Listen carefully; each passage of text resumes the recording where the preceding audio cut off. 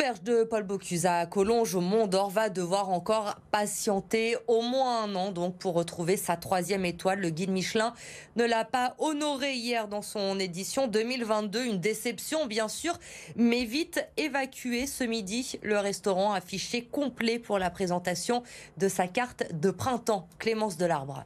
3 poireaux, 3 grenouilles, 2 quenelles, une solée, 3 vicis. Dans les cuisines, c'est comme s'il ne s'était rien passé. Tout le monde s'affaire, chacun est à son poste pour le lancement de la carte de printemps. Mais le palmarès du guide Michelin reste encore frais dans les têtes. La 3e étoile, ce ne sera pas pour cette fois.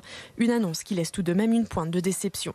Au moment des annonces, ça nous fait un peu mal. Mais voilà, une fois de plus, nous, notre priorité, c'est la satisfaction du client. Et il y a quelque part, on a une part de vérité parce que le restaurant ne désemplit pas, il est plein midi et soir. C'est reparti et puis demain on sera encore meilleur. Et voilà, on avance et on va de l'avant. En salle, que ce soit 2 ou 3 étoiles, cela ne change rien, le plaisir reste intact, même si certains ne cachent pas leur incompréhension. Je regrette que cette maison traditionnelle n'ait pas récupéré une 3e étoile parce que je pense qu'elle la mérite, à la fois par l'histoire et je pense par la qualité du chef qui continue aujourd'hui. Pour moi, ça ne change rien. Je ne pense pas que c'est une étoile qui va changer ce qu'on a dans notre assiette. Donc, c'est pas très grave. C'est l'occasion de rebondir et de justement innover d'une autre manière pour pouvoir acquérir une 3e étoile à nouveau pour plus tard. Pour l'équipe du restaurant, le travail continue. La cuisine de Monsieur Paul poursuit son renouvellement pour séduire toujours plus les clients et pourquoi pas récupérer dès l'année prochaine leur 3e étoile. Et au-delà de l'auberge Bocuse, c'est tout le département du Rhône qui a été boudé cette année par le Michelin. Aucun nouvel étoilé, 2 tables même qui ont perdu une étoile. Les Trois Dômes et l'auberge de l'Île Barbe. Écoutez, c'est un coup dur pour la capitale de la gastronomie. Dans un sens, le fait qu'il n'y ait aucune nouvelle étoile, que Paul Bocuse ne retrouve pas sa 3e étoile, effectivement, ça peut donner un signal que Lyon est à l'arrêt au niveau culinaire. Ce n'est absolument pas le cas parce que la cuisine lyonnaise, elle n'a jamais été aussi vivante qu'aujourd'hui, que ces dernières années. Il y a un tas de jeunes chefs, hommes et femmes, qui vont dépoussiérer la cuisine lyonnaise, qui vont zester cette cuisine et aujourd'hui, Lyon restera sur l'échiquier français, national et international. Et ça, tout le monde le sait, une des villes les plus gourmandes. Le campement installé place de la République va être démonté dans les tout prochains jours. La ville a trouvé une solution d'hébergement pour les 2 sans-abri qui dormaient sur place depuis juin 2020. Éline Dany et Louis Léger. Presque 2 ans après s'être installés sur la place, ces sans-abri vont plier bagages. Fini les bâches et les tentes. Pour Ismaël, c'est un nouvel espoir. Il était temps qu'ils nous viennent en aide. Parce que cet hiver, on a quand même pas mal souffert. Même l'été dernier, on a souffert. On souffre tous les jours. Voilà, j'espère qu'ils vont trouver une solution à long terme pour qu'on puisse enfin retrouver le travail. Parce qu'on a déjà des propositions d'emploi, d'ADECO, ils nous appellent. Moi, je suis conducteur d'engin personnellement. Et on ne peut pas se permettre de dormir à la rue quand faut être concentré pour travailler. Après de nombreux diagnostics sociaux, la mairie leur a trouvé une solution. Ils seront logés dans des hébergements adaptés. On a une personne qui est dans le camp depuis pas très très longtemps, mais qui a des animaux, des lapins et un chien, qui va être pris en charge dans un centre d'hébergement qui peut accueillir aussi des animaux. Et l'autre personne qui est accompagnée, suivie, qui a fait plusieurs allers-retours dans des structures d'hébergement, sera pris en charge aussi dans une résidence sociale pour notamment pouvoir avoir un accompagnement à la santé et aux soins. C'est une problématique assez forte chez cette personne.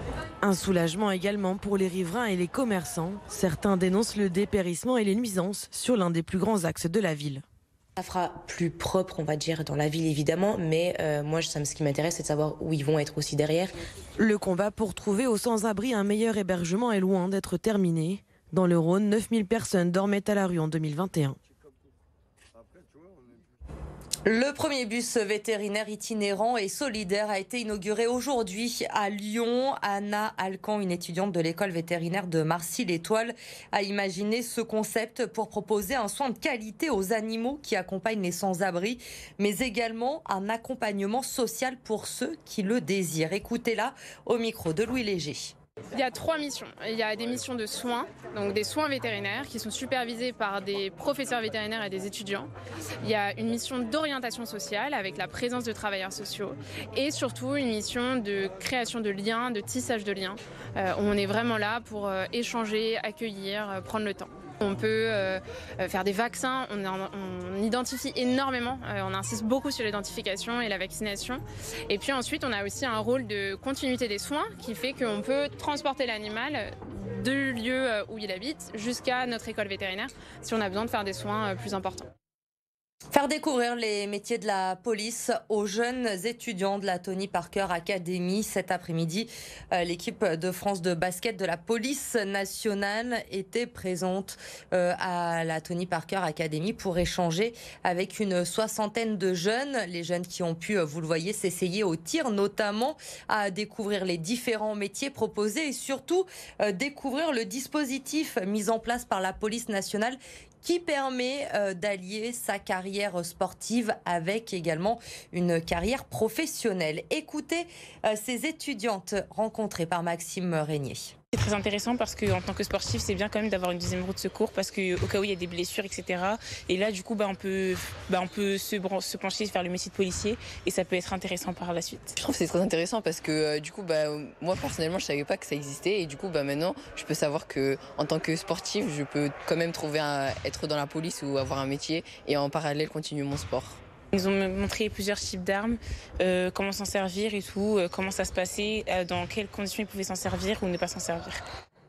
Depuis le début de la semaine, ça ne vous a pas échappé. Bien sûr, le printemps est de retour dans la métropole lyonnaise. Avec lui, le soleil et des températures qui avoisinent même les 20 degrés au meilleur de la journée. Et ça va durer encore pour le plus grand plaisir des Lyonnais. Reportage de Lucine Olorgue.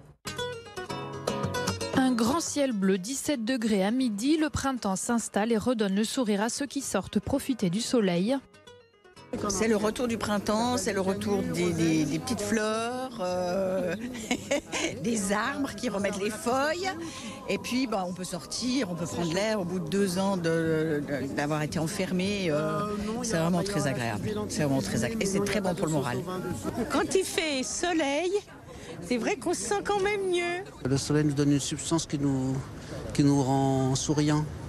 Ça se voit sur la tête des gens, malgré tout ce qui se passe. Cette météo change les habitudes de Guillaume et Agnès. Sortir leur chien n'a jamais été aussi agréable. Nous, on est avec les chiens, donc obligé de les sortir, quoi. Mais niveau moral, c'est plus agréable de sortir maintenant, quoi. Qu'il y a certains temps, avec le vent un peu frais, là, c'était plus compliqué. Et puis on peut s'arrêter, boire un coup, etc. Donc, ouais, un plaisir. C'est le début, c'est l'avant-début des vacances. C'est le moment où il commence à faire beau et on recommence à sortir au bar, en terrasse, au restaurant. Et puis c'est l'idéal pour les chiens en plus. Parce qu'il fait ni trop chaud ni trop froid. Du coup, c'est parfait pour sortir, se balader. Et le soleil n'est pas la seule star du printemps. Sur les étals, la fraise fait sa première apparition de l'année. Vous verrez, c'est bien fondant et bien sucré. Ce matin, Isabelle n'a pas pu résister. C'est la surprise de ce matin, oui. Et normalement, non, je n'étais pas venue pour les acheter. Et là, j'étais tentée. Cette météo printanière devrait se poursuivre jusqu'en milieu de semaine prochaine. À Londres, les joueurs de l'OL sont attendus de pied ferme à 2 semaines du quart de finale aller de la Ligue Europa contre West Ham. Tous les billets ont déjà été vendus. Ils sont partis en quelques jours seulement. 60 000 spectateurs attendus donc pour ce quart de finale aller. Pour le match retour au Groupama Stadium le 14 avril, la billetterie est pour le moment ouverte aux abonnés grand public et aux membres du programme Maillot L. L'ouverture au grand public se fera la semaine prochaine.